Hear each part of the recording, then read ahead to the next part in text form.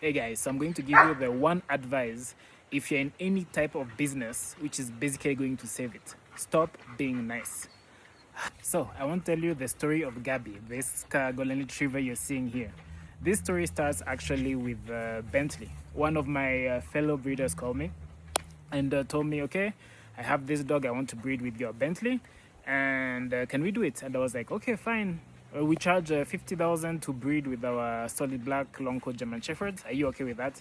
The fellow breeder was like, yes, yes, yes, we can do that. So let me come. So I called my guy. We always have someone who comes to facilitate the breeding. Basically, he's that's just what he does. He comes, helps the dogs to breed together, and then he goes. I don't do that myself because when I come to my dogs, since I'm the authority figure, they would think that I'm trying to stop them from doing something, so it distracts them. So we always have to employ an extra person to come and do this. So this guy comes, plus my fellow breeders, they come. He brings his dog, and he's like, okay, I don't have the money right now, but by the time we are done with the breeding, I'll be able to pay you your 50K. I was like, then that's fine. So we do the breeding, the facilitator helps the dogs to breed, everything goes well. And at the end, the guy is like, this fellow breeder of mine, oh, sorry, something went wrong. Can I pay you when we are completely done with the breeding? And I was like, okay, fine. Since we still have to mate the dogs 3 more times, there'll be enough time. That was me being nice. So I accepted. I was like, okay, it's fine. We can continue the process of mating them. And then once you settle your stuff, you just pay me my money. So 1 week is over. We've mated already the dogs 3 times.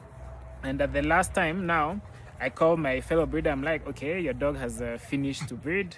Have you gotten the money? And he's like, oh no, unfortunately, something went wrong, but this is what we can do. You guys just keep my female, and within the course of the month, I'll be able to pay you plus a boarding fee. So we agreed on a boarding fee. I was like, okay, that's fine. And I was still being nice because already I had gotten so many red flags, so many of them. But well and good. So 1 month passes, then 2 months passes, of almost 2 months, at day 51. That's when the guy calls me finally after many missed calls. I keep on calling him, he's not picking up. So at day 51, when the dog is just like 2 to 3 days to give birth, he calls me, he's like, oh yeah, it's okay, I have everything we need. Let me come and collect my dog, I'll pay everything. I was like, okay, finally the guy is coming. That's well and good. So he came, and once he arrived to our kennels, he arrived with a puppy. And I was like, oh, okay, you came with a puppy. Why do you have a puppy with you? And he's like, oh, yeah, I didn't manage to find the money I owe you for the boarding plus the breeding. So can I pay you with a puppy? We are currently looking at somewhere close to 94,000. That's how much he was owing me. And I was like, there's no way, first of all, that your golden retriever puppy is going to go for that amount. That's one. And number two, how can you? This is not what we had agreed on. We had agreed you're going to pay the money and we'll be done for. I've already paid 9,000 to the dog facilitator, the breeding facilitator. I've paid 9,000. I've kept your dog for almost 2 months. And you know, when we are keeping a pregnant dog, we have to put it under a lot of multivitamins and some kind of special treatment, which comes out to give or take between 600 to 700 a day to feed and to make sure that it has all the multivitamins and everything it needs because it's a pregnant dog. So let me just say 600. So 600 per day times 51, then plus 9K, and then plus other small things here and there. So I was telling him, you can't just give me a puppy. That's not what I'm already in debt now because I've kept your dog, and now you want to give me another dog to keep and to try to sell for you. So you're giving me triple work. So I was just about to just tell him, okay, you are a con man, it's fine. You go back with your puppy. But I looked at this Gabby, and I saw one, she was full of fleas, mites, and ticks. She was full of them. And two, she was just bones. So I was like, if I let this dog go back to this guy, she's not going to make it, basically.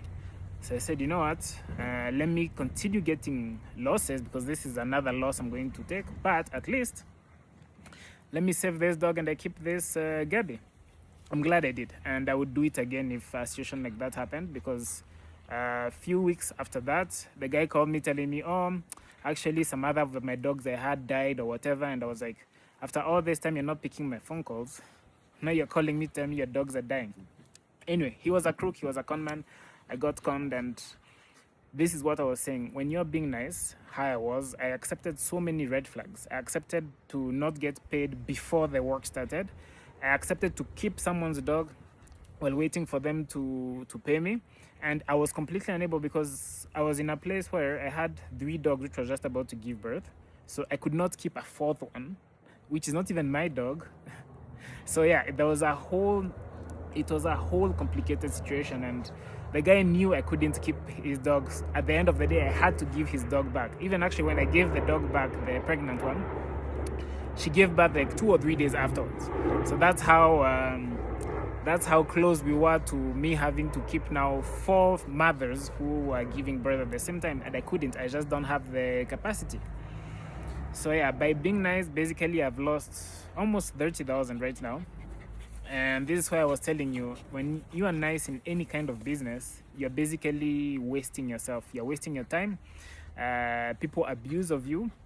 And on top of that, you lose all kind of respect. Like, you see, he wasn't picking up the calls. He was just taking me for a fool and taking me around. I'm not going to say the name of the person, because I'm not that petty. But I was just giving this to just to say that, don't be nice. The nicer you are, the more money you lose and the more time you lose. And you might think, oh, it was probably just time or whatever. But even that time, if you spend that time scrolling on TikTok, you might find something which is going to inspire you to start something which is actually going to bring you money. So yeah, stop being nice. Learn your lessons. Silver lining, Gabby is doing very fine. She's an excellent dog. We are looking for a home for her, but we'll see where that goes. She's doing very well. We went to the Oktoberfest with her. She was super happy. And yeah, we saved the dog at least. So that's the only silver lining I'm seeing here.